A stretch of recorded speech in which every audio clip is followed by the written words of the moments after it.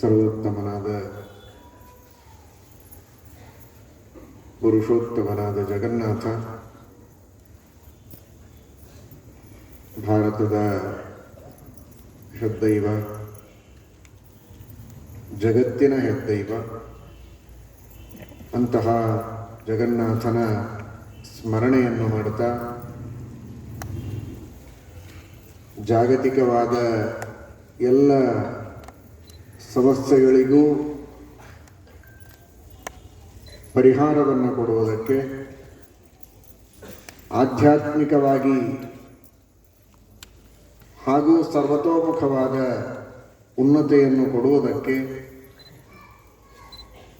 ಆ ಜಗನ್ನಾಥನ ನಾಮಲೇಖನವನ್ನು ಭಕ್ತಿಪೂರ್ವಕವಾಗಿ ಮಾಡಿ ಜಗನ್ನಾಥನ ಕ್ಷೇತ್ರದಲ್ಲಿ, ಜಗನ್ನಾಥ ಪುರಿಯಲ್ಲಿ ಅದನ್ನು ಸಮರ್ಪಣೆ ಮಾಡುವ ಒಂದು ಉತ್ತಮವಾದ ಕಾರ್ಯವನ್ನು ಎಲ್ಲ ಭಗವದ್ಭಕ್ತರು ಹಿಂದೆ ಮಾಡಿದಂತೆ ಭಕ್ತಿಶ್ರದ್ಧೆಗಳಿಂದ ಮಾಡಿ ಜಗನ್ನಾಥನ ಅನುಗ್ರಹಕ್ಕೆ ಎಲ್ಲರೂ ಪಾತ್ರರಾಗಬೇಕು.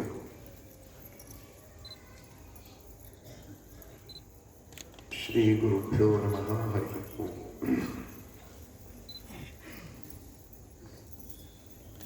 ಯತ್ಪದಂ ವೇದ ಸಂವೇದ್ಯಂ ಕಟಾಕ್ಷೇಣಾಪಿ ವೀಕ್ಷಿತುಂ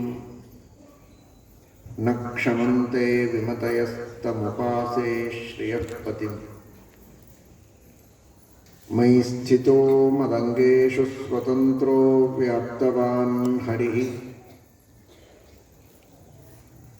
ಸ ವಿಷ್ಣುಶ್ಚಾಸ್ವತಂತ್ರಂ ಮಾಂ ಸ್ವೇಚ್ಛಯಾ ವರ್ತಯತ್ಯಜಃ. ಸ್ವಾತ್ಮನಸ್ತಸ್ಯ ಪೂಜಾಸ್ಯುಃ ಮನೋವಾಕ್ಕಾಯವೃತ್ತಯಃ ಮಮೈತಾಃ ಇತಿ ಕರ್ತಾರಂ ಉದ್ದೇಶ್ಯಂಚ ಹರಿಂ ಸ್ಮರೇತ್. ಧರ್ಮವಿಜ್ಞಾನವೈರಾಗ್ಯ ಪರಮೈಶ್ವರ್ಯಶಾಲಿನಃ ಆನಂದತೀರ್ಥಭಗವತ್ಪಾದಾನ್ ವಂದೇ ನಿರಂತರಂ. ಆನಂದತೀರ್ಥೋಪದಿಷ್ಟೋ ನಿಧಿರ್ನಾರಾಯಣಃ ವಯಃ ಪ್ರದರ್ಶಿತೋ ಯೇನ ಸಮ್ಯಕ್ ಜಯತೀರ್ಥಂ ತಮಾಶ್ರಯೇ.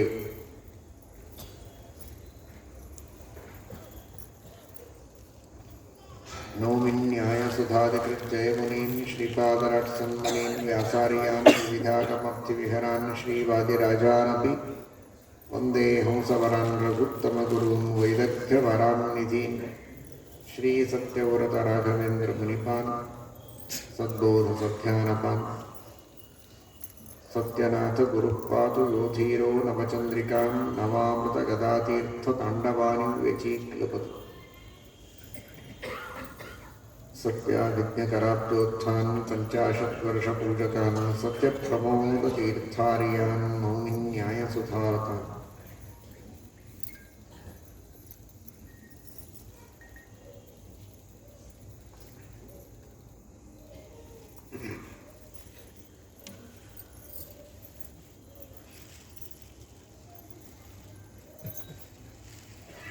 ಶ್ರೀಕೃಷ್ಣ ಪರಮಾತ್ಮ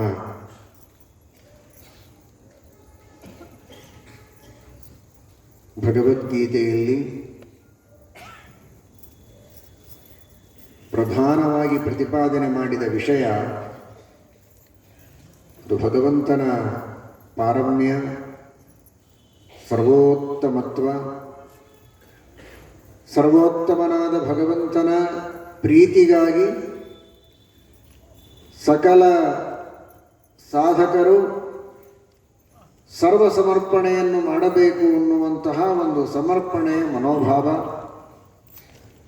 ಅದರ ಹಿಂದೆ ಯಾವುದೇ ತರಹದ ಫಲಾಪೇಕ್ಷೆಯನ್ನು ಮಾಡಬಾರದು ಅನ್ನುವಂತಹ ಒಂದು ನಿಸ್ಪೃಹತೆಯ ಸಂದೇಶ,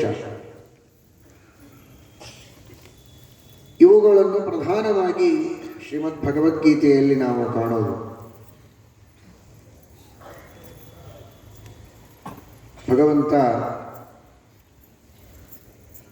ತನ್ನ ಮಹಿಮೆಯನ್ನು ತಾನು ನೇರವಾಗಿ ಉಪದೇಶ ಮಾಡಿತು. ಭಗವಂತನ ಮಹಿಮೆಯನ್ನು ಯಾರೋ ಹೇಳಿದ್ದಲ್ಲ, ದೇವದೂತರು ಹೇಳಿದ್ದಲ್ಲ,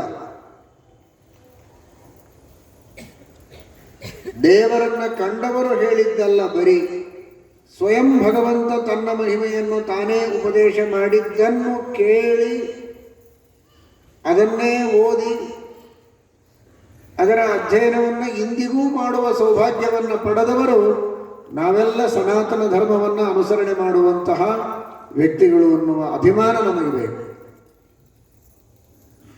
ಇದು ನಮ್ಮ ಸನಾತನ ಧರ್ಮಕ್ಕೆ ಇರುವಂತಹ ಬಹಳ ದೊಡ್ಡ ಕೊಡುಗೆ ಅಂದರೆ ನೇರವಾದ ಭಗವಂತನ ವಾಣಿಯನ್ನು ಓದುವುದಕ್ಕೆ ಇವತ್ತಿಗೂ ನಮಗೆ ಸಿಗುತ್ತೆ. ಅದನ್ನು ಅಧ್ಯಯನ ಮಾಡಬಹುದು. ಪರಮಾತ್ಮನ ಮನೋಗತವನ್ನು ಪರಮಾತ್ಮನ ಮಾತಿನಿಂದ ತಿಳಿಯಬಹುದು. ಹೀಗೆ ಭಗವಂತನ ಅಭಿಪ್ರಾಯ ಅಂತ ಇನ್ನೊಬ್ಬರ ಮಾತಿನಿಂದ ಕೇಳಬೇಕಾದ ಅಗತ್ಯ ಇಲ್ಲ. ವ್ಯಾಖ್ಯಾನಗಳಿರಬಹುದು, ಆದರೆ ಉಪದೇಶ ನೇರವಾಗಿ ಭಗವಂತ ಮಾಡಿದ ಉಪದೇಶ ನಮಗೆ ಸಿಗುತ್ತೆ.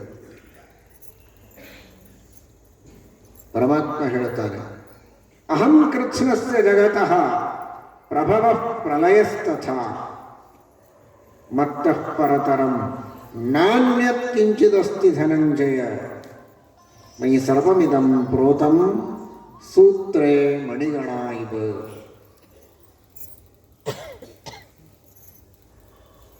ಭಗವಂತ ತನ್ನ ಮಹಿಮೆಯನ್ನು ಎಷ್ಟು ಅದ್ಭುತವಾಗಿ ಹೇಳ್ತಾನೆ ಅಂದರೆ, ಅಹಂ ಕೃತ್ಸ್ನಸ್ಯ ಜಗತಃ ಪ್ರಭವ ಪ್ರಲಯಸ್ತಥ. ಸಮಗ್ರ ವಿಶ್ವದ ಸೃಷ್ಟಿ ಹಾಗೂ ಪ್ರಲಯ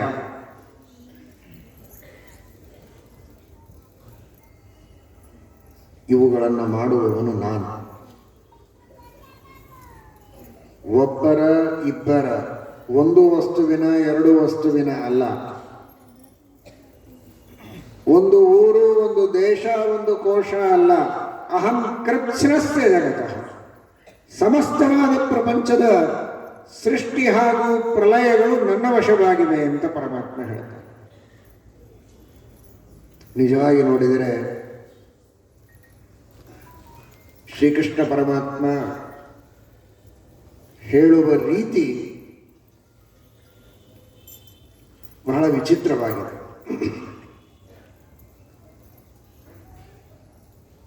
ಸಾಮಾನ್ಯವಾದ ಗ್ರಾಮರು, ವ್ಯಾಕರಣ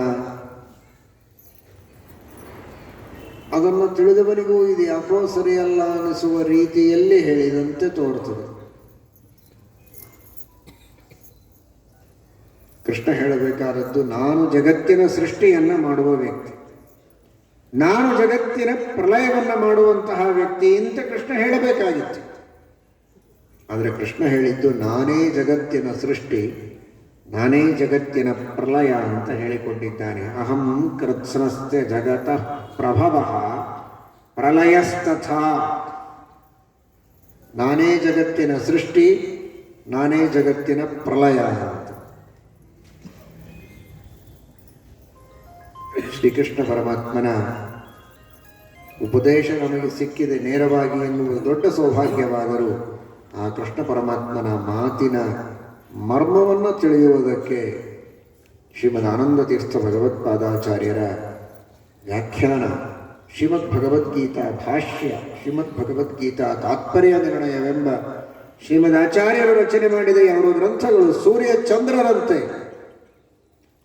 ಗೀತಾ ತಾತ್ಪರ್ಯ ಭಾಷ್ಯಾಭ್ಯಾಂ ಆಭ್ಯಾಂ ವಿಶ್ವಂ ಪ್ರಕಾಶ್ಯತೆ ಗೋಗಣೈರ ಪ್ರತೀಕಾರೈರ್ ಅರ್ಕೇಂದುಭ್ಯಾಮಿವಾಧಿಕಂ.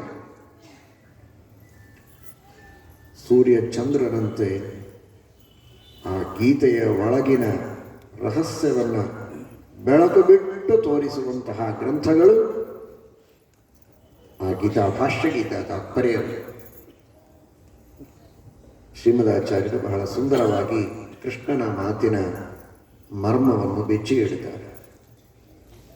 ಕೃಷ್ಣ ನಾನು ಜಗತ್ತಿನ ಸೃಷ್ಟಿ ಮಾಡುವವ, ನಾನು ಜಗತ್ತಿನ ಪ್ರಲಯ ಮಾಡುವವ ಅಂತ ಹೇಳಿಕೊಳ್ಳಲು ಬಂದಿಲ್ಲ ಅಂತ, ನಾನೇ ಸೃಷ್ಟಿ ನಾನೇ ಪ್ರಲಯ ಅಂತ ಹೇಳಿಕೊಂಡಿದ್ದಾನೆ ಅಂತ ತಿಳಿದುಕೊಳ್ಳಬೇಡಿ.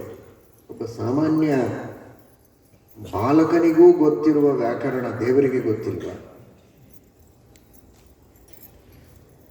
ಆ ಭಗವಂತನೇ ಈ ಎಲ್ಲ ಶಾಸ್ತ್ರಗಳನ್ನು ಪ್ರವರ್ತನೆ ಮಾಡಿದ್ದು. ಅಂತಹ ಪರಮಾತ್ಮನಿಗೆ ಇದು ಗೊತ್ತಿಲ್ಲವೇ? ಹಾಗಾದರೆ ಇದು ಬಹಳ ಅದ್ಭುತವಾದಂತಹ ರಹಸ್ಯವನ್ನು ಹೇಳುವ ಭಾಷೆ ಇದು. ಒಬ್ಬ ವ್ಯಕ್ತಿ ಒಂದು ಸಂಸ್ಥೆಗೆ ಡೊನೇಷನ್ ಕೊಡ್ತಾರೆ. ಇವರು ಈ ಸಂಸ್ಥೆಗೆ 10,000 ರೂಪಾಯಿಗಳನ್ನು ದಾನವಾಗಿ ಕೊಟ್ಟಿದ್ದಾರೆ ಅಂತ ಹೇಳ್ತಾರೆ.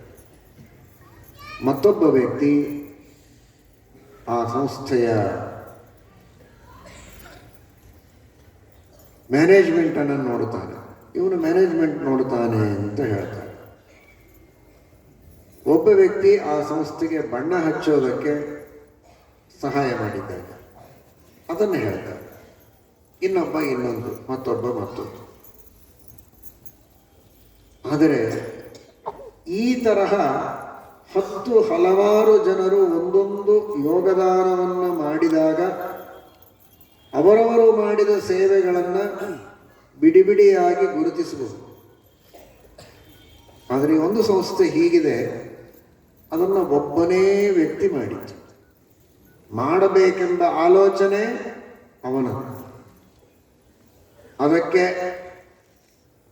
ಭೂಮಿ ಪೂಜೆಯಿಂದ ಆರಂಭ ಮಾಡಿಕೊಂಡು ಅದರ ಉದ್ಘಾಟನೆಯವರೆಗೆ ಎಲ್ಲವನ್ನ ಮಾಡಿದ್ದು ಒಬ್ಬನೇ.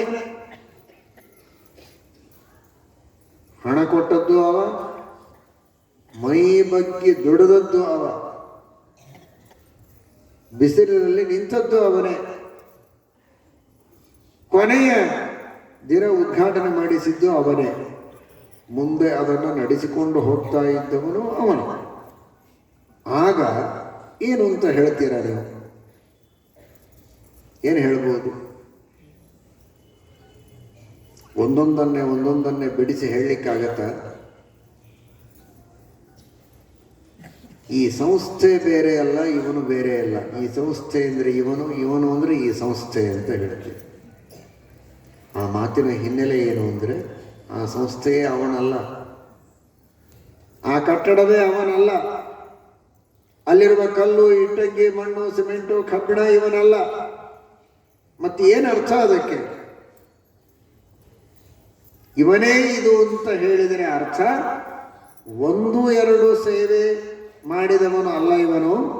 ಇದರ ಹೋಲ್ ಅಂಡ್ ಸೋಲ್ ಅಂದರೆ ಇದರ ಸಂಪೂರ್ಣವಾದಂತಹ ಸೇವೆಯನ್ನು ಮಾಡಿದವ, ಇದಕ್ಕೆ ಸಂಪೂರ್ಣವಾದ ಪರಿಶ್ರಮವನ್ನು ಅರ್ಪಿಸಿದವ ಅನ್ನುವುದನ್ನು ಹೇಳಬೇಕಾದರೆ ಒಂದೊಂದು ಹೇಳದೆ ಇವನೇ ಈ ಸಂಸ್ಥೆ ಅಂತ ಒಂದೇ ಮಾತಿನೊಳಗೆ ಹೇಳಿಬಿಡ್ತೇವೆ. ಅದನ್ನು ಅರ್ಥ ಮಾಡಿಕೊಳ್ತಾರೆ ಜನ, ಅರ್ಥ ಮಾಡಿಕೊಳ್ಳುವವರು ಅರ್ಥ ಮಾಡಿಕೊಳ್ಳುವರು. ಸಂಸ್ಕೃತದಲ್ಲಿ ಹೇಳಬೇಕಾದರೆ ರಾಜಾರಾಷ್ಟ್ರಂ ಅಂತ, ಒಬ್ಬ ರಾಜ ಆ ರಾಷ್ಟ್ರವನ್ನು ಬಹಳ ಚೆನ್ನಾಗಿ ನೋಡಿಕೊಳ್ತಾ ಇದ್ದ ಅಂದರೆ, ಪ್ರತಿಯೊಬ್ಬರ ಸುಖ ದುಃಖಗಳಿಗೆ ಸರಿಯಾಗಿ ಸ್ಪಂದನೆಯನ್ನು ಮಾಡುತ್ತಾ ಇದ್ದ ಅಂದರೆ, ಬೇಡಿದಾಗ ಬೇಕಾದದ್ದನ್ನು ಕೊಡ್ತಾನೆ ಎನ್ನುವಂಥವನಾಗಿದ್ದರೆ, ಅಷ್ಟು ಪ್ರೀತಿಯಿಂದ ಈ ರಾಷ್ಟ್ರವನ್ನು ನೋಡಿಕೊಳ್ತಾನೆ ಅಂದರೆ ಈ ರಾಷ್ಟ್ರವೇ ರಾಜ, ರಾಜನೇ ರಾಷ್ಟ್ರ ಅಂತಾರೆ. ರಾಜ ರಾಷ್ಟ್ರ.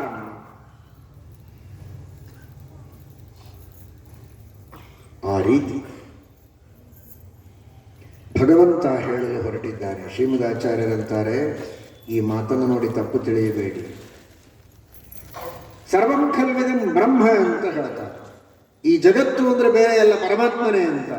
ಪರಮಾತ್ಮನೇ ಜಗತ್ತು ಅಂತ ಅರ್ಥ ಅಲ್ಲ. ಹೇಗೆ ಒಬ್ಬ ವ್ಯಕ್ತಿಯೇ ಈ ಸಂಸ್ಥೆ ಅಂದರೆ ಆ ಸಂಸ್ಥೆಯ ಕಟ್ಟಡ, ಕಲ್ಲು, ಮಣ್ಣು, ಆ ವ್ಯಕ್ತಿ ಅಂತ ಯಾವ ಬುದ್ಧಿವಂತನೂ ತಿಳಿಯೋದಿಲ್ಲ.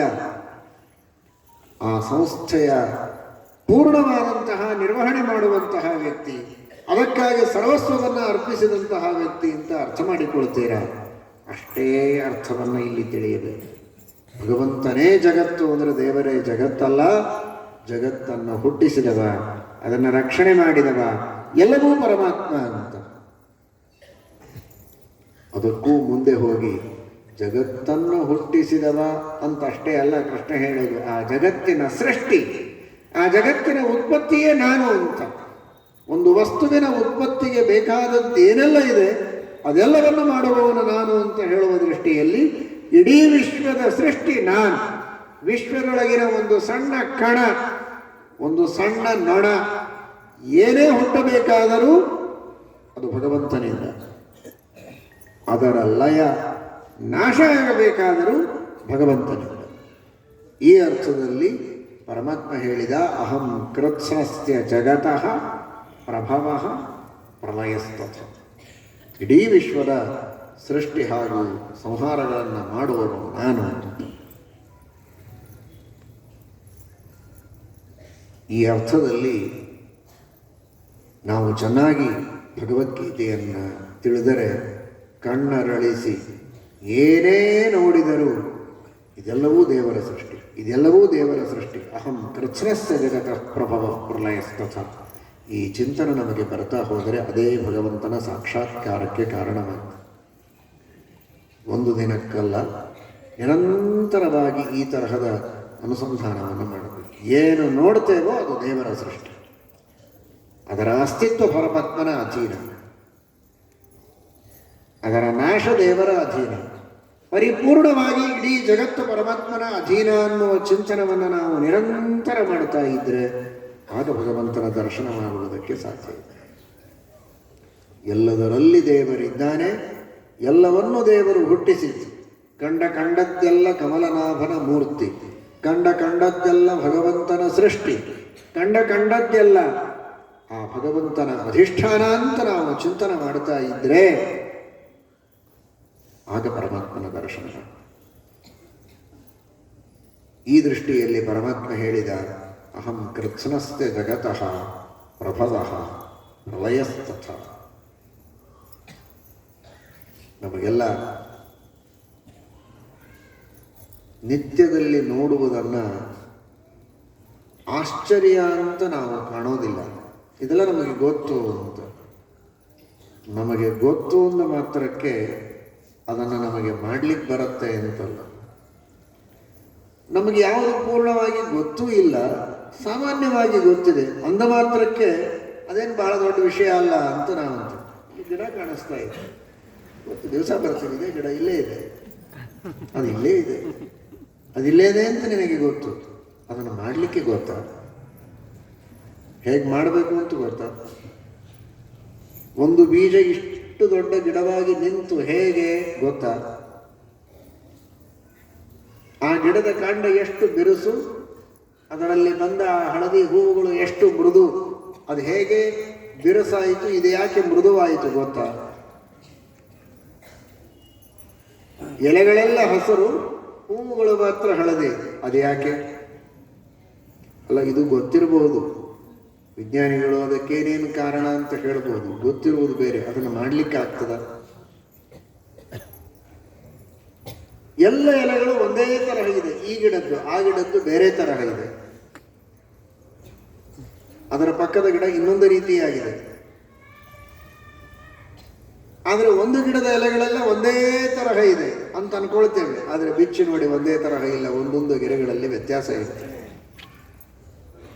ಅದ್ಯಾಕೆ ಗೊತ್ತಾ? ಇಷ್ಟು ಅಜ್ಞಾನ ನಮಗಿದೆ.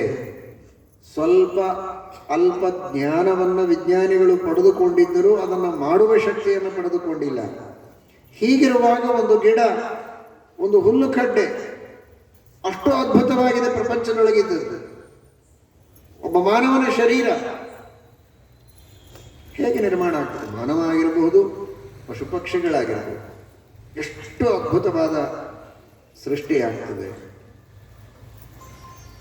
ಹೇಗೆ ಆ ಮಾನವನ ಶರೀರದ ನಿರ್ಮಾಣ, ಅದರಲ್ಲಿ ಎಲುಬುಗಳ ನಿರ್ಮಾಣ, ರಕ್ತದ ನಿರ್ಮಾಣ, ನರಗಳ ಜೋಡಣೆ ಅತ್ಯದ್ಭುತವಾದ ರೀತಿಯಲ್ಲಿ ಆಗ್ತದೆ.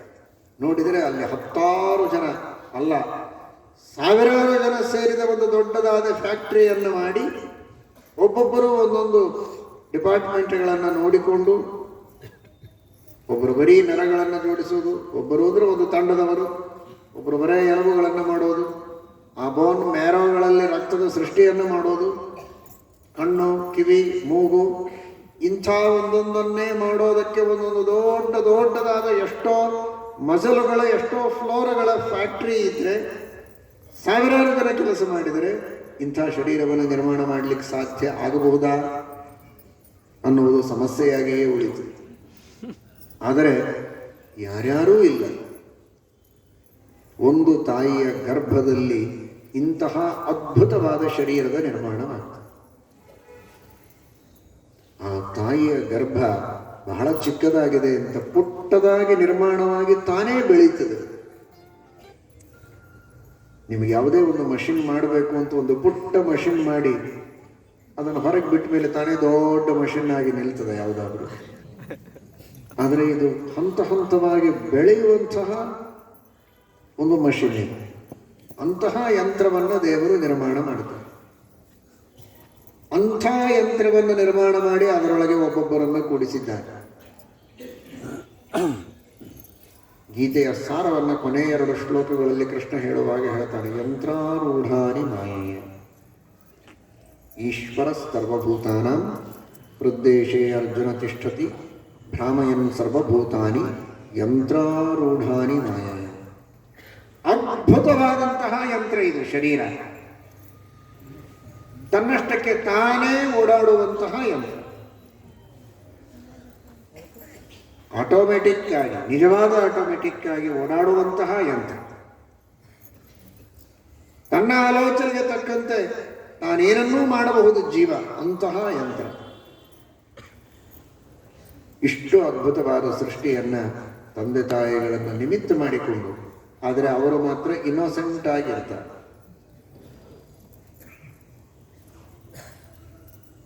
ಹೇಗೆ ಶರೀರವನ್ನು ನಿರ್ಮಾಣ ಮಾಡಬೇಕು ಅನ್ನೋ ವಿಷಯದಲ್ಲಿ ಯಾವ ತಂದೆ ತಾಯಿಗಳಿಗೆ ಪರಿಜ್ಞಾನ ಇಲ್ಲ. ಅದರ ಅದ್ಭುತವಾದ ಶರೀರದ ನಿರ್ಮಾಣ ಅವರಿಂದ ಆಗತ್ತೆ ಅಂದ ಮೇಲೆ ಮಾಡುವಂತಹ ವ್ಯಕ್ತಿ ಕಣ್ಣಿಗೆ ಕಾಣುವ ತಂದೆಯೂ ಅಲ್ಲ, ತಾಯಿಯೂ ಅಲ್ಲ. ಅವರು ನಿಮಿತ್ತರು, ಸತ್ಯ.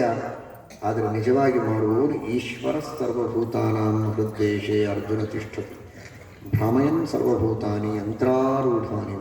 ಅವನು ನಮ್ಮನ್ನು ಯಂತ್ರಾರೂಢರನ್ನಾಗಿ ಮಾಡ್ತಾನೆ.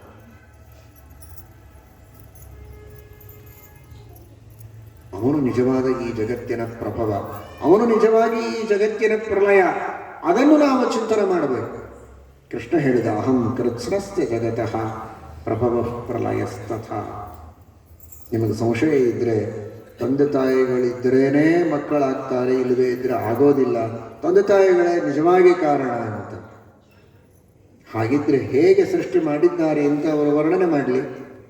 ಎಷ್ಟು ನರಗಳಿವೆ ಅಂತ ಒಂದು ಲೆಕ್ಕ ಕೊಡಲಿ. ಯಾವ್ಯಾವ ನರಗಳಿಂದ ಏನೇನು ಕೆಲಸ ಆಗುತ್ತೆ ಅಂತ ನಿರೂಪಣೆಯನ್ನು ಮಾಡಲಿ. ಯಚ್ಚ ಜ್ಞಾತುಂ ನ ಶಕ್ಯಂ ತತ್ಕಿಂ ಕರ್ತುಂ ಶಕ್ಯತೆ. ಯಾವುದರ ಬಗ್ಗೆ ತಿಳುವಳಿಕೆ ಇಲ್ಲ, ಅದನ್ನು ಮಾಡಲಿಕ್ಕೆ ಹೇಗೆ ಸಾಧ್ಯ?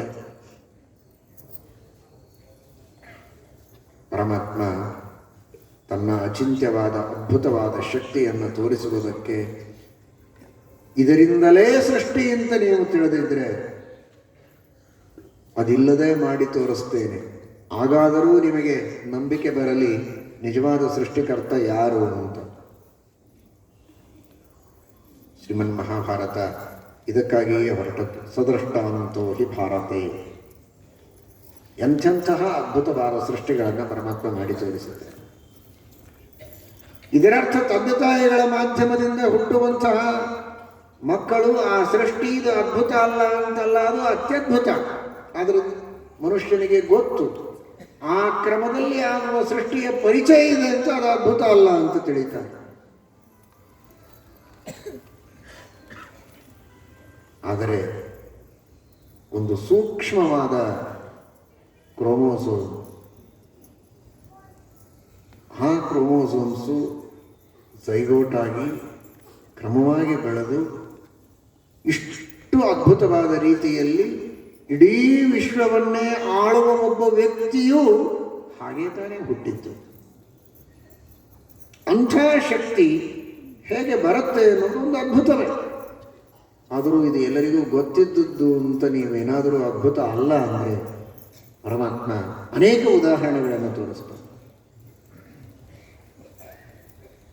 ಮಹಾಭಾರತದಲ್ಲಿ ಬರುವಂತಹ ದ್ರೋಣಾಚಾರ್ಯ, ಮಹಾಭಾರತದಲ್ಲಿ ಬರುವ ಕೃಪಾಚಾರ್ಯ, ಕೃಪಿ, ದ್ರುಪದ ರಾಜ,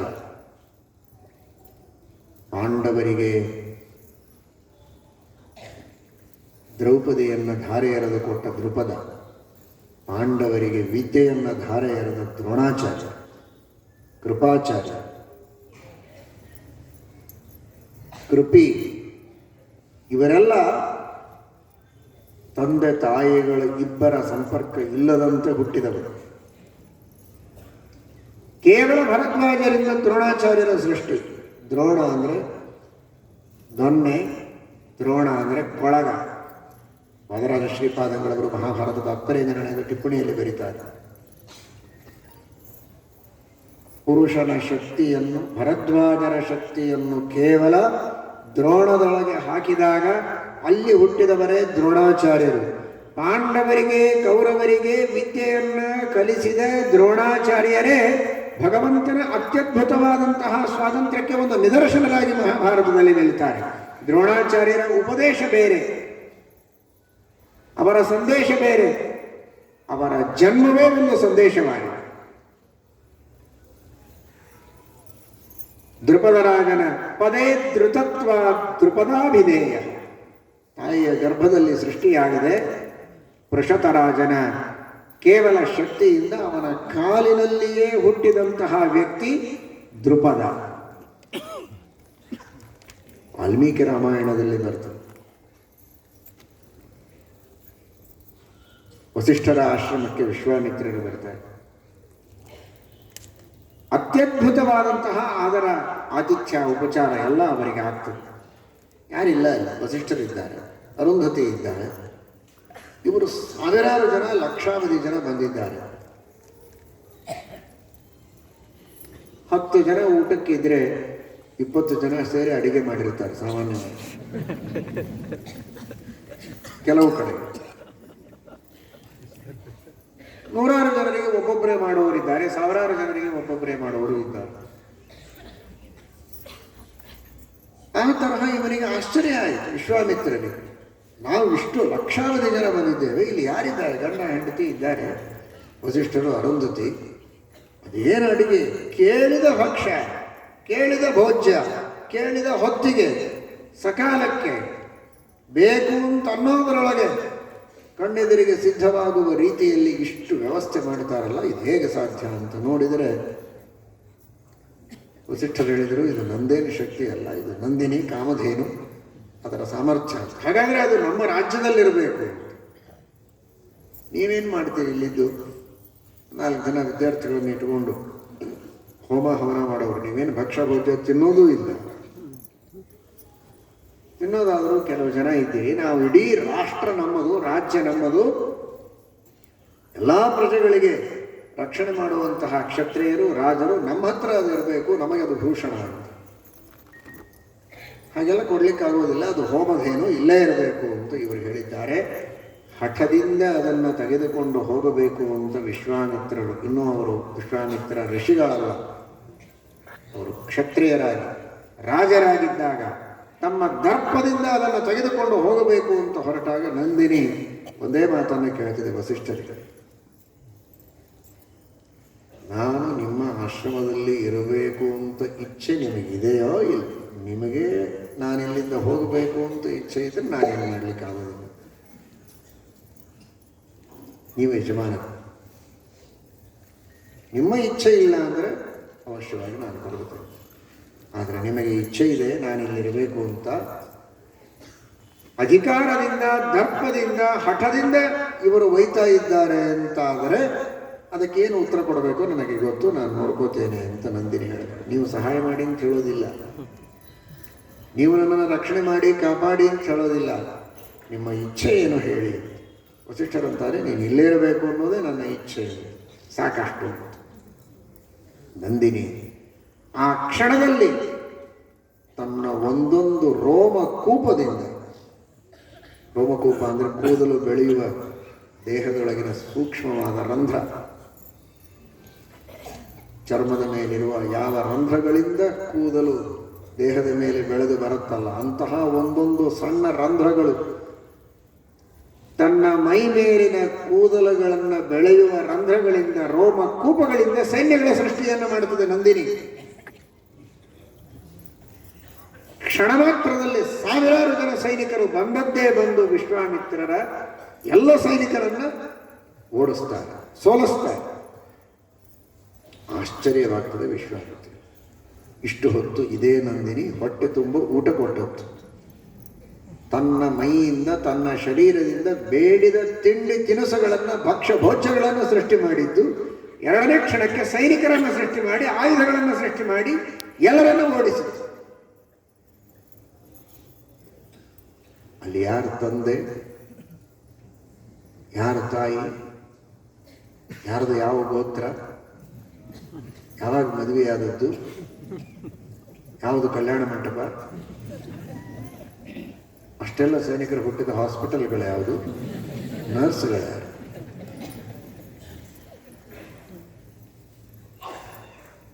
ಇದು ಭಗವಂತನ ಸ್ವಾತಂತ್ರ್ಯ. ಅಹಂ ಕೃತ್ಸ್ನಸ್ಯ ಜಗತಃ ಪ್ರಭವ ಪ್ರಲಯಸ್ತಥ. ದೇವರ ಸೃಷ್ಟಿ ಮಾಡುವ ರೀತಿಗಳು ಬಹಳ ಹಲವು, ಹತ್ತು ವಿಚಿತ್ರ.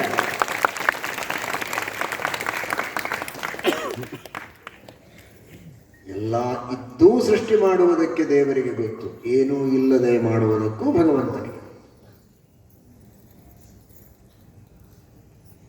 ಅಮಾನಿ ಮಾನದೋ ಮಾನ್ಯ. ಅವನಿಗೆ ಯಾರ ಅಪೇಕ್ಷೆ ಇಲ್ಲದೆ ಎಲ್ಲ ಮಾಡ್ಲಿಕ್ಕೆ ಬರುತ್ತೆ. ಆದರೂ ಮಾನದ, ಇವರು ತಂದೆ, ಇವರು ತಾಯಿ, ಇವರು ಗುರುಗಳು ಅನ್ನುವ ಮಾನವನ್ನು ಕೊಟ್ಟು ಸೃಷ್ಟಿಯನ್ನು ಮಾಡುತ್ತಾನೆ, ವಿದ್ಯೆಯನ್ನು ಕೊಡ್ತಾನೆ, ರಾಷ್ಟ್ರವನ್ನು ಆಳಿಸ್ತಾನೆ, ರಾಜರಿಂದ ಏನೇನೋ ಮಾಡಿಸ್ತಾನೆ ಜೀವರಾಶಿಗಳಿಂದ. ಆದರೆ ಇದಿದ್ರೆ ಮಾಡಲಿಕ್ಕಾಗತ್ತೆ ಅಂತಿಲ್ಲ. ಅದೇನಿಲ್ಲದೆ ಮಾಡೋ ಸಾಮರ್ಥ್ಯ ತನಗಿದೆ ಪರಮಾತ್ಮನಿಗೆ. ಆದರೂ ಹಾಗೆ ಮಾಡ್ತಾ ಹೋದರೆ ಯಾರಿಗೂ ಮಾನ ಇಲ್ಲದೆ ಹೋಗುತ್ತೆ ಅಂತ ಪ್ರೀತಿಯಿಂದ ಮಾನವನ್ನು ಕೊಡ್ತಾನೆ. ಮಾನದಹ, ಅವರವರಿಗೆ ಮಾನ ಮರ್ಯಾದೆಗಳನ್ನು ಕೊಡ್ತಾನೆ, ಅವರವರಿಗೆ ಒಂದು ಹೆಸರು ಕೊಡ್ತಾನೆ. ಇದು ಭಗವಂತನ ದೊಡ್ಡ ಸ್ಥಿತಿ. ಆದರೆ ನಿಜವಾಗಿ ನೋಡಿದರೆ ಅಹಂ ಕೃತ್ಸ್ನಸ್ಥ ಜಗತ ಪ್ರಭವ ಪ್ರಲಯಸ್ತಥ, ನಾನು ಎಲ್ಲವನ್ನು ಸೃಷ್ಟಿ ಮಾಡುವುದು ಅಂತ ಪರಮಾತ್ಮ ಹೇಳ್ತಾನೆ. ಅಂತಹ ಬೇಕಾದಷ್ಟು ಮಾಡಿ ತೋರಿಸಿದ್ದಾನೆ. ದಾಸರಂತಾರಲ್ಲ ಸುಲಭವಾಗಿ, ಅವನು ತಾನೇ ತನಯರನ್ನು ತನ್ನವಯವದಿಂದ ಪಡೆದ ಬಗೆ ಒಲಿದೆಯಾತ ಕಮ್ಮ ಲಕ್ಷ್ಮೀ ವಾಸುದೇವಗೆ. ಲಕ್ಷ್ಮಿ ಇದ್ದರೆ ಮಕ್ಕಳನ್ನು ಪಡೆಯಬಹುದು, ಇಲ್ಲದಿದ್ದರೆ ಇಲ್ಲ ಅಂತ ಅಲ್ಲ ಅಂತ ತೋರಿಸುವ ರೀತಿಯಲ್ಲಿ ತನ್ನ ನಾಭಿಯಿಂದ ತಾನು ಬ್ರಹ್ಮದೇವರನ್ನು ಸೃಷ್ಟಿ ಮಾಡಿದ. ಅಹಂ ಕೃತ್ಸ್ನಸ್ಯ ಜಗತಃ ಪ್ರಭವ ಪ್ರಲಯಸ್ತಥ. ನಾಭಿಯೊಳಗೆ ಏನೋ ಇಟ್ಕೊಂಡಿದ್ದಾನೆ, ನಾಭಿಯಿಂದೇ ಮಾಡ್ತಾನೆ ಅಂತ ತಿಳ್ಕೋಬೇಕು. ತನ್ನ ಇಡೀ ಅಂಗಾಂಗಗಳಿಂದ ಸೃಷ್ಟಿಯನ್ನು ಮಾಡಿದ್ದಾನೆ. ಇಂದ್ರಾದಯೋ ಬಾಹವ ಆಹುರಸ್ಯ ಕರ್ಣವೋ ದಿಶ ಶ್ರೋತ್ರ ಮಮುಷ್ಯ ಶಬ್ದ ನ ಸತ್ಯದಸ್ರೌ ಪರಮಸ್ಯ ನಾಸೆ ಘ್ರಾಣಂಚ ಗಂಧೋ ಮುಖಮಗ್ನಿರಿದ್ಧ. ತನ್ನ ಒಂದೊಂದು ಅವಯವಗಳಿಂದ ಬೇರೆ ಬೇರೆ ದೇವತೆಗಳನ್ನು ಸೃಷ್ಟಿ ಮಾಡಿದ್ದಾನೆ. ನಂದಿನಿಯೇ ತನ್ನ ಒಂದೊಂದು ರೋಮಕೂಪದಿಂದ ಬೇಕಾದಷ್ಟು ಸೈನಿಕರನ್ನು ಸೃಷ್ಟಿ ಮಾಡಿದರೆ ಆ ನಂದನ ತನ್ನ ಅವಯವಗಳಿಂದ ಎಲ್ಲವನ್ನ ಸೃಷ್ಟಿ ಮಾಡುತ್ತಾನೆ ಎನ್ನುವುದರೊಳಗೆ ಏನು ಆಶ್ಚರ್ಯ. ಅಂತಹ ಸೃಷ್ಟಿಯನ್ನು ಮಾಡುವ ಪರಮಾತ್ಮ ಸೃಷ್ಟಿಯಲ್ಲಿ ನನಗೆ ಸ್ವಾತಂತ್ರ್ಯ ಇದೆ ಅಂತ ತೋರಿಸ್ತಾನೆ, ಪ್ರಲಯದಲ್ಲಿ ನನಗೆ ಸ್ವಾತಂತ್ರ್ಯ ಇದೆ ಅಂತ ಪರಮಾತ್ಮ ತೋರಿಸಿಕೊಡ್ತಾನೆ. ಅಹಂ ಕೃತ್ಸ್ನಸ್ಯ ಜಗತಃ ಪ್ರಭವಃ ಪ್ರಲಯಸ್ತಥ. ಇನ್ನೊಂದು ಅರ್ಥವನ್ನು ಶ್ರೀಮದಾಚಾರ್ಯರು ಈ ಶ್ಲೋಕಕ್ಕೆ ಹೇಳ್ತಾರೆ. ಈ ಎಲ್ಲ ಮುಂದೆ ಬರುವ ಶ್ಲೋಕಗಳಿಗೆ ವ್ಯಾಖ್ಯಾನವನ್ನು ಮಾಡ್ತಾರೆ. ತದ್ಭೋಕ್ತೃತ್ವಾಚ. ಇಲ್ಲಿ ಹತ್ತಿರದಲ್ಲಿ ನಿಮಗೆಲ್ಲ ಹೆಸರು ಕೇಳಿ ಗೊತ್ತಿರುತ್ತದೆ, ತುಪ್ಪ ಸಕ್ಕರೆ ಅಂತ ಮನತನ ಇದೆ. ಅವ್ರ ಹೆಸರು ಬನ್ನಿ ತುಪ್ಪ ಸಕ್ಕರೆ ಆಚಾರ್ಯರೇ ಬನ್ನಿ ಅಂತ ಕರೆದ್ರೆ ಹೋಗಿ ಮೈ ನೆಕ್ಲಿಕ್ಕೆ ಹೋಗ್ಬೇಕು. ಮತ್ತೆ ಯಾಕೆ ತುಪ್ಪ ಸಕ್ಕರೆ ಅಂತ ಕರೆದದ್ದು? ನಾನು ನಗು ಬರ್ತಾ ಇದೆ, ನಿಮಗೆ ಸಂತೋಷ ನನಗೆ. ಆದರೆ ಶ್ರೀಮದ್ ಆಚಾರ್ಯರು ಮಾಡುವ ವ್ಯಾಖ್ಯಾನ ಎಷ್ಟು ಪ್ರಾಕ್ಟಿಕಲ್ ಆಗಿದೆ ಎನ್ನುವುದನ್ನು ಅರ್ಥ ಮಾಡಿಕೊಳ್ಳಿ. ಕಾಮನ್ ಸೆನ್ಸ್ ಇರುವಂತಹ ನೀವೆಲ್ಲ ಸಭ್ಯರು, ನಾಗರಿಕರು ಸಹಜವಾಗಿ ಅರ್ಥ ಮಾಡಿಕೊಳ್ತೀರಿ. ಅಷ್ಟು ಪ್ರಜ್ಞಾವಂತರಾಗಿದ್ದೀರಿ ನೀವು. ತಂದಾಕ್ಷಣಕ್ಕೆ ಹೋಗೋ ಯಾರು ನೆಕ್ಕುವುದಿಲ್ಲ. ಹಾಗಾದರೆ ಅದರ ಅರ್ಥ ಮಾಡಿಕೊಳ್ತೀರಿ. ಇವರು ತುಪ್ಪ ಸಕ್ಕರೆ ಅಲ್ಲ, ಬಂದವರಿಗೆಲ್ಲ ಚೆನ್ನಾಗಿ ತುಪ್ಪ ಸಕ್ಕರೆ ಕೊಡ್ತಾರೆ, ಅಥವಾ ತಾವು ಬಹಳ ತುಪ್ಪ ಸಕ್ಕರೆಯನ್ನು ರುಚಿ ಮಾಡಿ ತಿಂತಾರೆ, ಅದಕ್ಕೆ ಇವರಿಗೆ ಹೆಸರು ಬಿದ್ದಿದೆ ಹೊರತು ಇವರೇ ತುಪ್ಪ ಇವರೇ ಸಕ್ಕರೆ ಅಂತ ಯಾರೂ ತಿಳಿದಿಲ್ಲ.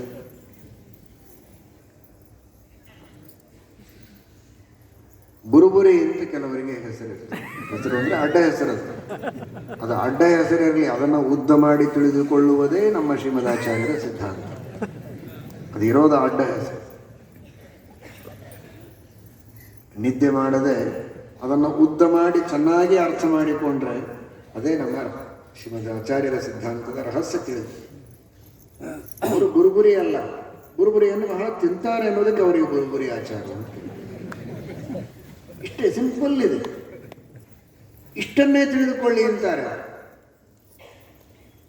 ನಾನೇ ಶಬ್ದ, ನಾನೇ ಗಂಧ, ನಾನೇ ರಸ ಅಂತ ಕೃಷ್ಣ ಹೇಳ್ತಾರೆ. ಓ ದೇವರೇ ಜಗತ್ತು, ದೇವರನ್ನು ಬಿಟ್ಟರೆ ಬೇರೆ ಜಗತ್ತಿಲ್ಲ ಅಂತ ತಿಳ್ಕೋಬೇಡಿ. ಗುರುಗುರೇನೇ ಅವರು ಅಂತ ತಿಳ್ಕೊಂಡ್ರ, ಅವರೇ ತುಪ್ಪ ಅವರೇ ಸಕ್ಕರೆ ಅಂತ ತಿಳ್ಕೊಂಡ್ರ? ಇಲ್ವಲ್ಲ.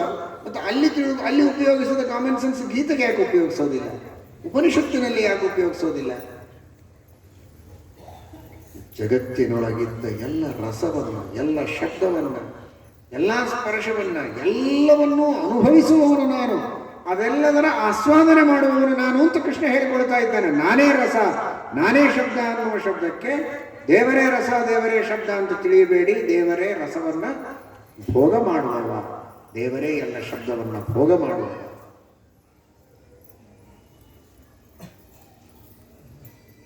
ಹೇಗೆ ಒಂದು ಮಗು ತೊದಲು ನುಡಿಯನ್ನು ಏನೇನೋ ಮಾತಾಡ್ತಾ ಇರ್ತದೆ, ಎಷ್ಟು ಸಂತೋಷ ಪಡ್ತಾರೆ. ಬಾಯಿ ತೆರೆದ್ರೆ ಸಾಕು ತಂದೆ ತಾಯಿಗಳು ಊರೆಲ್ಲ ಹೋಗಿ ಹೇಳ್ತಾರೆ, ಇವತ್ತು ನನ್ನ ಕೂಸು ಹೀಗೆ ಮಾತಾಡಿತು, ಹಾಗೆ ಮಾತಾಡಿತು ಅಂತ. ಮಗುವಿನ ಆ ತೊದಲು ನುಡಿಗಳಿಂದ ಆನಂದ ಪಡುವವರು ತಂದೆ ತಾಯಿಗಳು. ದೇವರು ನಾನೇ ಶಬ್ದ ಅಂತ ಹೇಳಿಕೊಂಡ್ರೆ ಅದರ ಅರ್ಥ ಪ್ರಪಂಚದೊಳಗಿನ ಎಲ್ಲ ಜೀವರಾಶಿಗಳು ದೇವರ ಮಕ್ಕಳು.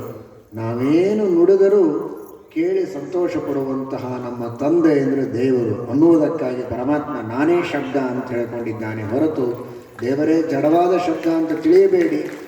ನಮ್ಮ ನಿಮ್ಮೆಲ್ಲರ ಕಲಭಾಷೆ ಕೇಳಿ ಆನಂದ ಪಡುವವರು ಪರಮಾತ್ಮ.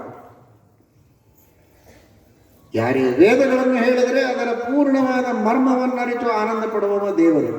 ಯಾರೇ ಹಾಡಿದರೆ ಅದರ ಪೂರ್ಣವಾದ ರಹಸ್ಯವನ್ನು ತಿಳಿದು ಆನಂದ ಪಡುವವನು ದೇವರು. ಅವನಷ್ಟು ಆನಂದ ಪಡುವವರು ಇನ್ಯಾರೂ ಇಲ್ಲ. ಇಲ್ಲಿ ಕೆಲವು ಚಿಕ್ಕ ಮಕ್ಕಳು ಇದ್ದಾರೆ, ಮಧ್ಯ ವಯಸ್ಸಿನವರಿದ್ದಾರೆ, ಹಿರಿಯರಿದ್ದಾರೆ, ಬಹಳ ಕೇಳಿದವರಿದ್ದಾರೆ, ಬಹಳ ಹೇಳಿದವರಿದ್ದಾರೆ, ಬಹಳ ಓದಿದವರಿದ್ದಾರೆ, ಅನೇಕರಿದ್ದಾರೆ.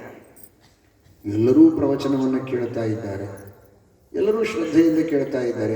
ಎಲ್ಲಿಯೂ ಶಬ್ದ ಬರ್ತಾ ಇಲ್ಲ, ಒಂದೇ ಶಬ್ದ ಬರ್ತಾ ಇಲ್ಲ, ಗಮನ ಕೊಟ್ಟು ಕೇಳ್ತಾ ಇದ್ದಾರೆ. ಆದರೆ ಎಲ್ಲರಿಗೆ ಬರುವ ತಿಳುವಳಿಕೆ, ಎಲ್ಲರಿಗೆ ಆಗುವ ಆನಂದ ಒಂದಲ್ಲ. ಅವರವರ ಅನುಭವದ ಹಿನ್ನೆಲೆಯಲ್ಲಿ ಅವರವರು ಆ ಶಬ್ದದ ಆನಂದವನ್ನು ಅನುಭವಿಸ್ತಾರೆ. ಒಂದೇ ಹಾಡನ್ನು ಎಲ್ಲರೂ ಕೇಳ್ತಾರೆ. ಶಿಶುವು ವೇತ್ತಿ, ಪಶುವು ವೇತ್ತಿ, ವೇತ್ತಿ ಗಾನರಸಂ ಫಣಿ. ಮಗುವು ಹಾಡು ಕೇಳಿದರೆ ಸಂತೋಷ ಪಡುತ್ತದೆ, ಚಪ್ಪಾಳೆ ತಡ್ತದೆ, ಕುಣಿತದೆ.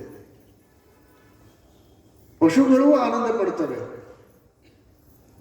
ಹಾವು ಆನಂದ ಪಡ್ತವೆ, ಮಾನವರು ಆನಂದ ಪಡ್ತಾರೆ. ವಿಶೇಷವಾಗಿ ಸಂಗೀತ ಶಾಸ್ತ್ರವನ್ನು ಅರಿತವರು ಆನಂದ ಪಡ್ತಾರೆ. ಎಲ್ಲರದು ಆನಂದ ಒಂದೇ ಅಲ್ಲ, ಅದರಲ್ಲಿ ತಾರತಮ್ಯ. ಈ ತರಹ ನಾವು ಮಾನವರೊಳಗೆ ಪಶುಗಳಲ್ಲಿ ತಾರತಮ್ಯ ನೋಡೋದಾದರೆ, ಸರ್ವೋತ್ತಮನಾದ ಭಗವಂತ ಒಂದು ಶಬ್ದ ಕೇಳಿದರೆ, ಒಂದು ಹಾಡು ಕೇಳಿದರೆ, ಒಂದು ವೇದ ಕೇಳಿದರೆ ಏನು ಆನಂದ ಪಡ್ತಿರಬಹುದು ಅಂತ ಊಹೆ ಮಾಡಲಿಕ್ಕೆ ನಮ್ಮಿಂದ ಸಾಧ್ಯವಾಗ್ತದ? ಇಲ್ಲ. ಹಾಗಾಗಿ ನಿಜವಾಗಿ ಎಲ್ಲ ಶಬ್ದಗಳಿಂದ ಆನಂದ ಪಡುವವ, ಇದರಂತೆ ಎಲ್ಲ ರಸದ ಆನಂದ ಪಡುವವ, ಎಲ್ಲ ಸ್ಪರ್ಶಗಳಿಂದ ಆನಂದ ಪಡುವವ ಭಗವಂತ ಅನ್ನುವ ದೃಷ್ಟಿಯಲ್ಲಿ ಪರಮಾತ್ಮ ಹೇಳಿಕೊಳ್ತಾನೆ. ರಸೋಹಮಪ್ಸು ಕೌಂತೆಯ ಪ್ರಭಾಸ್ತ್ರ ಶಶಿ ಸೂರ್ಯ ಯೋಗೋ. ಅದರ ಬಗ್ಗೆ ಎಷ್ಟು ಚಿಂತನೆ ಮಾಡಿದರೂ ಕಡಿಮೆ. ಹಾಗೆ ಭಗವಂತ ಹೇಳ್ತಾನೆ, ಅಹಂ ಕೃತ್ಸ್ನಸ್ಯ ಜಗತಃ ಪ್ರಭವಃ ಪ್ರಳಯಸ್ತಥ. ಸಮಗ್ರವಾದ ವಿಶ್ವದ ಸೃಷ್ಟಿ ನಾನು, ಸಮಗ್ರವಾದ ವಿಶ್ವದ ಪ್ರಳಯ ನಾನು ಅಂತ. ಯಾಕೆ ಅಂದರೆ ಆ ಸೃಷ್ಟಿಯಿಂದ ಆನಂದ ಪಡುವವ ನಾನು, ಪ್ರಳಯದಿಂದ ಆನಂದ ಪಡುವವ ನಾನು ಅನ್ನುವ ಅರ್ಥದಲ್ಲಿ ನಾನೇ ಪ್ರಭವ, ನಾನೇ ಪ್ರಳಯ, ನಾನೇ ಸೃಷ್ಟಿ, ನಾನೇ ಸಂಹಾರ ಅಲ್ಲ, ಅದರಿಂದ ಆನಂದ ಪಡುವವ ನಾನು ಅಂತ. ಇದೇನ್ರಿ, ಮೊದಲು ಹೇಳಿದ್ದು ಚೆನ್ನಾಗಿತ್ತು, ತುಪ್ಪ ಸಕ್ಕರೆ ಅದರಿಂದ ಆನಂದ ಪಡೋದು ಅರ್ಥ ಮಾಡಿಕೊಳ್ಬೋದು. ಸೃಷ್ಟಿಯಿಂದ ಆನಂದ ಪಡೋದು ಅಂದ್ರೆ ಏನು, ಪ್ರಳಯದಿಂದ ಆನಂದ ಪಡೋದು ಅಂದ್ರೆ ಮತ್ತೆ ಇಷ್ಟೊತ್ತು ಹೇಳಿದ್ದೇನೆ ನೋಡಿ. ಮನೆಯಲ್ಲಿ ಒಂದು ಮಗು ಹುಟ್ಟಿದೆ ಅಂದರೆ ಎಷ್ಟು ಸಂತೋಷ ಪಡ್ತಾರೆ. ಬಹಳ ಕಷ್ಟ, ನೋಡ್ಬೇಕು ಏನಾಗುತ್ತೋ ಗೊತ್ತಿಲ್ಲ. ಒಂದ ತಾಯಿ ಉಳಿಬೋದು, ಇಲ್ಲ ಮಗು ಉಳಿಬೋದು, ಇಲ್ಲ ಇಬ್ಬರು ಕೃಷ್ಣಾರ್ಪಣ ಆಗ್ಬೋದು, ಏನೇನೋ ಹೆದರಿಸಿರ್ತಾರೆ. ಆ ಆತಂಕದೊಳಗೆ ಇಡೀ ಮನೆ ಜನ ಎಲ್ಲ ಇದ್ದಾರೆ. ಯಾವ ಆತಂಕ ಇಲ್ಲದಂತೆ ಮಗುವಿಗೆ ಜನನ ಆಯಿತು. ಒಳ್ಳೆ ಗಂಡು ಮಗು, ತಾಯಿಯೂ ಸುಖವಾಗಿದ್ದಾಳೆ, ಮಗುವೂ ಸುಖವಾಗಿದೆ, ಏನು ತೊಂದರೆ ಇಲ್ಲ ಅಂದರೆ ಅದೆಷ್ಟು ಆನಂದ ಪಟ್ಟಿರ್ತಾರೆ. ಇದೇ ಸೃಷ್ಟಿಯ ಭೋಗ ಅಂದರೆ ಇದೆ. ತಿನ್ನೋದೊಂದೇ ಅಲ್ಲ, ಭೋಗ ಅಂದ ಕ್ಷಣಕ್ಕೆ ಎಲ್ಲರಿಗೂ ತಿನ್ನೋದೊಂದೇ ನೆನಪಿಗೆ ಬರುತ್ತೆ. ಅವರವರಿಗೆ ಯಾವುದು ಬಹಳ ಸೇರುತ್ತಿರ್ತದೆ ಅದನ್ನೇ ಮಾತಾಡ್ತಿರ್ತಾರೆ. ಏನೋ ಬಹಳ ಖರ್ಚು ಮಾಡ್ತಾ ಇದ್ರೆ ಏನು ತಿಂದಂಗಲ್ಲ ಉಂಡಂಗಲ್ಲ, ಯಾಕೆ ಅಷ್ಟು ಖರ್ಚು ಮಾಡ್ತೀವಿ ಅಂದ್ರೆ ತಿನ್ನೋದೊಂದೇ ಜೀವನದೊಳಗೆ ಗುರಿ ಅಂತ ಇಟ್ಕೊಂಡವರು. ತಿನ್ನೋದೊಂದೇ ಅಲ್ಲ, ಮಗು ಚೆನ್ನಾಗಿದೆ ಅಂತ ಗೊತ್ತಾದ್ರೆ ಸಾಕು ಎಲ್ಲರೂ ಆನಂದ ಪಡ್ತಾರೆ. ಇದೇ ಆ ಸೃಷ್ಟಿಯ ಭೋಗ. ಒಬ್ಬ ಶತ್ರು, ದುಷ್ಟ, ಉಗ್ರ, ಟೆರರಿಸ್ಟ್ ಸಾವಿರಾರು ಜನರನ್ನು ಕೊಲ್ತಾನೆ. ಕೆಲಸಕ್ಕೆ ಬರದೇ ಇದ್ದಂತ ತನಗೇನೂ ಲಾಭ ಇಲ್ಲ, ಕೊಲ್ಲೋದ್ರಿಂದಲೇ ಸಂತೋಷ ಅವನಿಗೆ ಅಷ್ಟೇ. ಏತು ಘ್ನಂತಿ ನಿರರ್ಥಕಂ ಪರಹಿತಂ ತೇಕೆ ನ ಜಾನೀಮಹೆ. ಏನೂ ಸ್ವಾರ್ಥ ಇಲ್ಲದೆ ಇನ್ನೊಬ್ಬರ ಹಿಂಸೆ ಮಾಡುವ ಅಂಥ ದುಷ್ಟರಿದ್ದಾರೆ, ದುರುಳರಿದ್ದಾರೆ, ಉಗ್ರರಿದ್ದಾರೆ, ಕ್ರೂರರಿದ್ದಾರೆ. ಅಂತಹ ಒಬ್ಬ ವ್ಯಕ್ತಿ ಇವತ್ತು ಮೃತನಾದ. ನಮ್ಮ ಭಾರತದ ಹೆಮ್ಮೆಯ ಯೋಧರು ಅತ್ಯಂತ ಧೈರ್ಯದಿಂದ ಅಂಥವನನ್ನು ಹಿಡಿದು ಇವತ್ತು ಸಂಹಾರ ಮಾಡಿದ್ದಾರೆ ಅಂತ ಗೊತ್ತಾದರೆ ಎಷ್ಟು ಜನರಿಗೆ ಸಂತೋಷ ಆಗ್ತದೆ. ಸಾವಿರಾರು ಜನರನ್ನು ಕೊಲ್ತಾ ಇದ್ದ, ಇವತ್ತು ಅವನನ್ನೇ ಕೊಂದಿದ್ದಾರೆ, ಬಹಳ ಸಂತೋಷ ಆಯಿತು. ಉಳಿದ ಸಹಸ್ರಾರು ಜನರ ಪ್ರಾಣ ಉಳಿಯಿತು ಅಂತ ಸಂತೋಷ ಪಡ್ತಾರೋ ಇಲ್ಲ. ಇದು ಸಂಹಾರದ ಭೋಗ. ಇದೆ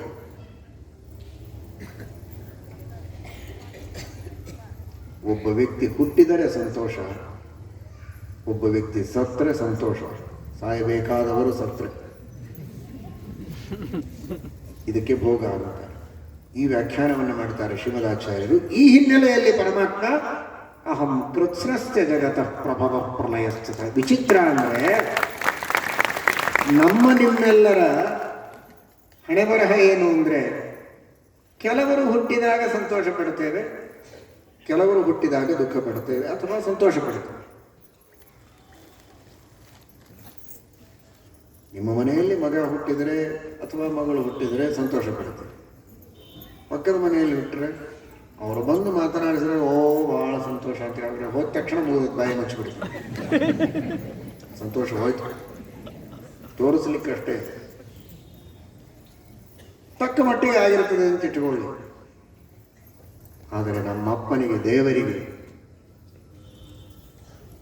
ತನ್ನ ನಾಭಿಕಮಲದಿಂದ ಆ ನಾಲ್ಮೊಗದ ಬ್ರಹ್ಮ ಅವನು ಹುಟ್ಟಿದಾಗಲೂ ಸಂತೋಷ. ಆ ಬ್ರಹ್ಮನಿಗೆ 5 ಮುಖದ ರುದ್ರ ಹುಟ್ಟಿದರೂ ಸಂತೋಷ, ಅವನಿಗೆ 6 ಮುಖದ ಷಣ್ಮುಖ ಹುಟ್ಟಿದರೂ ಸಂತೋಷನೇ.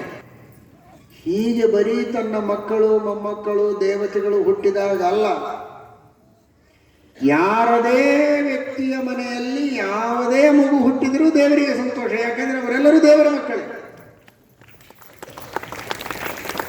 ಯಾರು ನಿಜವಾಗಿ ತಂದೆ, ಯಾರು ನಿಜವಾಗಿ ತಾಯಿ ಅಂತ ಇಷ್ಟೊತ್ತು ತಿಳಿದಿದ್ದೀರಿ.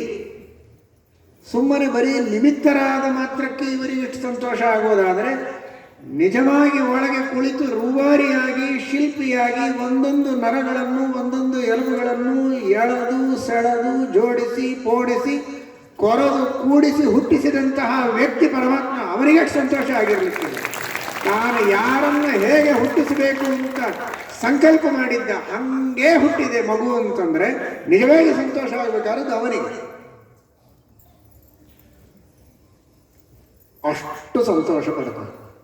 ಯಾರು ಹುಟ್ಟಿದ್ರು ನಾವು ಹುಟ್ಟಿದ್ದಕ್ಕೆ ಸಂತೋಷ ಪಟ್ಟಿರ್ಬೇಕು ಅಂತ ನೀವೆಲ್ಲ ಅನ್ಕೊಂಡಿರಲ್ಲ. ಅವಶ್ಯ ಸಂತೋಷ ಪಟ್ಟಿದ್ದಾನೆ. ಆದ್ರೆ ಬರೀ ನೀವು ಹುಟ್ಟಿದ್ದಕ್ಕಲ್ಲ,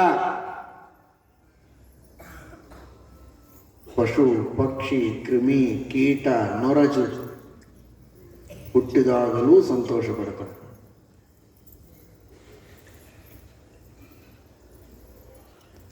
ಹೋಗ್ತಾ ಇರುವಾಗ ಗಟಾರದಲ್ಲಿ ನೋಡಿದ್ರೆ ಎಷ್ಟು ನೊರಜುಗಳು, ಸಾವಿರಾರು ನೊರಜುಗಳು ಹುಟ್ಟುಕೊಳ್ತವೆ. ನಿಮ್ಮ ಮನೆ ಎದುರಿಗಿರುವ ಗಟಾರದೊಳಗೆ ಇರುವಂತಹ ನೊರಜು ಹುಳಗಳು. ಒಬ್ಬರು ಎದ್ದು ನಿಂತು ಹೇಳಿ, ಯಾರಾದರೂ ಇಷ್ಟು ಜನ ಕೂತಿದ್ದೀರಿ, ಒಬ್ಬರು ಎದ್ದು ನಿಂತು ಹೇಳಿ, ನಮ್ಮ ಮನೆಯ ಎದುರಿನಲ್ಲಿರುವ ಚರಂಡಿಯಲ್ಲಿ ಹುಟ್ಟಿದಂತಹ ನೊರಜಿನ ಹುಟ್ಟಿದ ಹಬ್ಬವನ್ನು ವೈಭವದಿಂದ ಮಾಡಿದ್ದೇವೆ. ದಯಮಾಡಿ ಯಾರಾದರೂ ಹೇಳಿದರೆ ನಿಮಗೊಂದು ದೊಡ್ಡ ಲಾಭ ಅಂದರೆ ಇನ್ನು ಮುಂದೆ ಹೇಳಬೇಕಾದ ವಿಷಯಗಳು ಬಹಳ ಇದೆ. ಆದರೆ ನೀವು ಯಾರಾದರೂ ನಾನು ಹೌದು ಮಾಡಿದ್ದೇವೆ ಅಂತ ಹೇಳಿದರೆ ಬೇಗ ಉಪನ್ಯಾಸ ಮುಗಿಸ್ತೀವಿ. ಬೇಗ ಅಲ್ಲ, ಕೆಳಗೆ ಇಳಿದು ನಿಮಗೆ ಮನೆಗೆ ಹೋಗೋದಕ್ಕೆ ಅನುಕೂಲ ಆಗ್ತದೆ. ದಯಮಾಡಿ. ಯಾಕೆ ನಾನು ದೇವರು ಅಂತ ಹೇಳ್ಕೊಳ್ತೀರಿ? ಏನು ದೇವರು? ನಾವ್ಯಾರು? ಅರ್ಥ ಮಾಡಿಕೊಳ್ಳಿ. ಪ್ರಪಂಚದೊಳಗಿನ ಯಾವುದೇ ವಸ್ತು ಹುಟ್ಟಿದರೂ ಯಾವುದೇ ಹುಳ ಹುಟ್ಟಿದರೂ ಅಷ್ಟೇ ಸಂತೋಷ ಪಡ್ತಾನೆ ದೇವರು. ಈ ಅರ್ಥದಲ್ಲಿ ಪರಮಾತ್ಮ ಹೇಳಿದ ಅಹಂ ಕೃತ್ಸ್ನಸ್ಯ ಜಗತಃ ಪ್ರಭವಃ ಪ್ರಳಯಸ್ತಃ. ಇದು ಶ್ರೀಮದ್ ಆನಂದ ತೀರ್ಥ ಭಗವತ್ಪಾದಾಚಾರ್ಯರ ವ್ಯಾಖ್ಯಾನ. ಅಷ್ಟೇ ಸಂತೋಷ ಪಡ್ತಾನೆ. ಯಾಕೆ ಅಂದ್ರೆ ಪರಮಾತ್ಮನ ಅಷ್ಟೇ ಪ್ರಯತ್ನ ಇದೆ ಅದರ ಸೃಷ್ಟಿಯಲ್ಲಿ. ನಮ್ಮ ಸೃಷ್ಟಿಯಲ್ಲಿ ದೇವರು ಪ್ರಯತ್ನ ಮಾಡು. ಇಷ್ಟು ದೊಡ್ಡ ಗಡಿಯಾರ ಮಾಡುವುದು ಬಹಳ ಸುಲಭ, ಅದು ಬಹಳ ಸೋವಿ. ಇಷ್ಟೇ ಗಡಿಯಾರ ಮಾಡಿದ್ರೆ ಅದು ಬಹಳ ತುಟ್ಟಿ. ಅಷ್ಟು ಸಣ್ಣದರೊಳಗೆ ಅಷ್ಟನ್ನು ಸೇರಿಸ್ಬೇಕು. ಆ ನೊರದು ಸೃಷ್ಟಿ ಮಾಡುವಾಗ ದೇವರ ಪ್ರಯತ್ನ ಏನಿದೆ, ಆ ಭಗವಂತನ ಅದ್ಭುತವಾದ ಕಲೆ ಏನಿದೆ, ಅದು ಭಾರಿ ಅದ್ಭುತ. ನಮ್ಮನ್ನು ಸೃಷ್ಟಿ ಮಾಡಿದ್ದಕ್ಕಿಂತ ಅದನ್ನು ಸೃಷ್ಟಿ ಮಾಡಿದಾಗ ಸಂತೋಷ ಪಡ್ತಾನೆ ದೇವರು. ನಮ್ಮನ್ನು ಸೃಷ್ಟಿ ಮಾಡಿದ್ದಕ್ಕೆ ಬೇರೆ ಒಂದು ಸಂತೋಷ ಇದೆ, ಅದು ಬೇರೆ. ಬ್ರಹ್ಮಾವಬೋಧ ದಿಶಣಂ ಮುದಮಾಪದೇವ, ಅದು ಬೇರೆ. ಆದರೆ ಪ್ರತಿಯೊಂದು ವಸ್ತುವಿನ ಸೃಷ್ಟಿಯ ಹಿನ್ನೆಲೆಯಲ್ಲಿಯೂ ಪರಮಾತ್ಮನ ಅದ್ಭುತವಾದ ಕಲೆ ಇದೆ. ಆ ಕಲೆ ಇದು ಸಾಕಾರವಾದಾಗ ಪರಮಾತ್ಮ ಸಂತೋಷ ಪಡ್ತಾನೆ. ವಿಚಿತ್ರ ಅಂದರೆ ಮಗು ಹುಟ್ಟಿದಾಗ ಸಂತೋಷ ಪಡ್ತಾರೆ, ಮಗು ಸತ್ತರೆ ಗಳು ಅಂತ ಅಳ್ತಾರೆ. ಆದರೆ ನಮ್ಮಪ್ಪ ಹುಟ್ಟಿದಾಗ ಎಷ್ಟು ಸಂತೋಷ ಪಡ್ತಾನ, ಸತ್ತಾಗ ಅಷ್ಟೇ ಸಂತೋಷ ಪಡ್ತಾನೆ. ಇದು ಬಹಳ ವಿಚಿತ್ರ. ಅಹಂ ಕೃತ್ಸ್ನಸ್ಯ ಜಗತಃ ಪ್ರಭವಃ ಪ್ರಳಯಸ್ತಥ. ಸತ್ರು ಸಂತೋಷ ಪಡ್ತಾನೆ. ಅಪ್ಪ ಎಷ್ಟು ದಿವಸ ಇರಬೇಕು ಅಂದ್ಕೊಂಡಿದ್ದೆ, ಅಷ್ಟೇ ದಿನ, ಅಷ್ಟೇ ದಿನ ಅಲ್ಲ, ಅಷ್ಟೇ ತಾಸು, ಅಷ್ಟೇ ಕ್ಷಣ ಇದೆ, ಎರಡನೇ ಕ್ಷಣಕ್ಕಿಲ್ಲ. ನಾನೇನು ಅನ್ಕೊಂಡೆ ಅಷ್ಟೇ ಆಯುಷ್ಯ ಇವನಿಗಿದೆ, ಬಹಳ ಸಂತೋಷ ಅಂತ. ಇದು ದೇವರ ಅದ್ಭುತವಾದ ರೀತಿ. ಅಹಂ ಕೃತ್ಸ್ನಸ್ಯ ಜಗತಃ ಪ್ರಭವಃ ಪ್ರಳಯಸ್ತಥ. ಅವನೆಷ್ಟು ಸಾಧನೆ ಮಾಡಬೇಕು ಅಂತಿತ್ತೋ ಅಷ್ಟು ಮಾಡಿದ, ಎರಡನೇ ಕ್ಷಣಕ್ಕೆ ಕಣ್ಣು ಮುಚ್ಚಿದ. ನಾನು ಹಾಗೆ ಅನ್ಕೊಂಡಿದ್ದೆ, ಹಾಗೆ ಆಯಿತು. ನಾನು ಅನ್ಕೊಂಡಿದ್ದೆ ಅವನು ಬಹಳ ದಿವಸ ಇರಬೇಕು ಅಂತ, ಬೇಗ ಹೋದ ಅಂತ ಮಾನವರು ಅನ್ಬೋದು. ಈ ಮಾತು ಎಂದಿಗೂ ದೇವರ ಬಾಯಿಯಿಂದ ಬರುವುದಿಲ್ಲ. ಯಾಕೆಂದ್ರೆ ಅವನು ಅನ್ಕೊಂಡಿದ್ದರ ವ್ಯತ್ಯಾಸ ಆಗೋದೇ. ಅವನೇನು ಅನ್ಕೊಳ್ತಾನೆ ಹಾಗೇ ಆಗ್ತಾನೆ. ಹಾಗೆ ಆದರೆ ಯಾಕೆ ದುಃಖ ಪಡ್ತಾನೆ? ಸಂತೋಷನೇ ಪಡ್ತಾನೆ.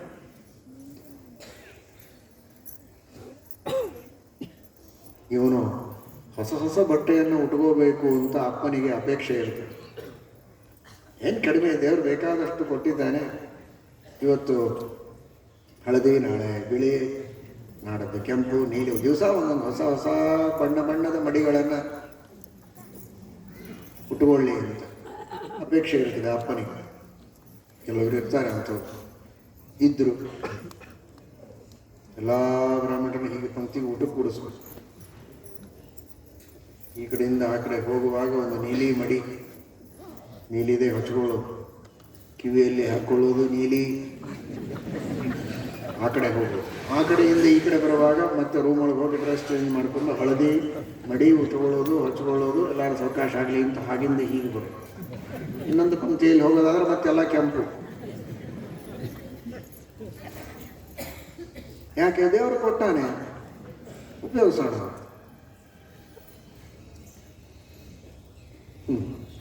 ದೇವರಿಗೆ ಎಷ್ಟು ಪ್ರೀತಿ ಅಂದರೆ, ಈ ನಮ್ಮ ಮಕ್ಕಳು ಎಲ್ಲರೂ ಕೂಡ ನನಗೇನು ಶ್ರೀಮಂತಿಕೆ ಕಡಿಮೆ ಇದೆ. ಏನು ಶ್ರೀಮಂತಿಕೆ ಕಡಿಮೆ ಇದೆ? ಕೆಲವರೆಲ್ಲ ನೀವು ನಿಮ್ಮ ಆಸ್ತಿ ಹೇಳ್ತೀರಲ್ಲ, ಎಷ್ಟು ಎಕರೆ ಇದೆ?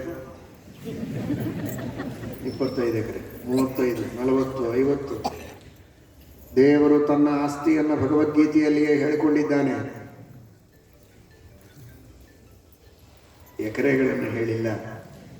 ಭೂಮಿ ಅಂತ ಏನಿದೆ ಅದೆಲ್ಲವೂ ನನ್ನದು ಅಂತ ಹೇಳಿ, ನೀರು ನನ್ನದು ಅಂತ ಹೇಳಿದ.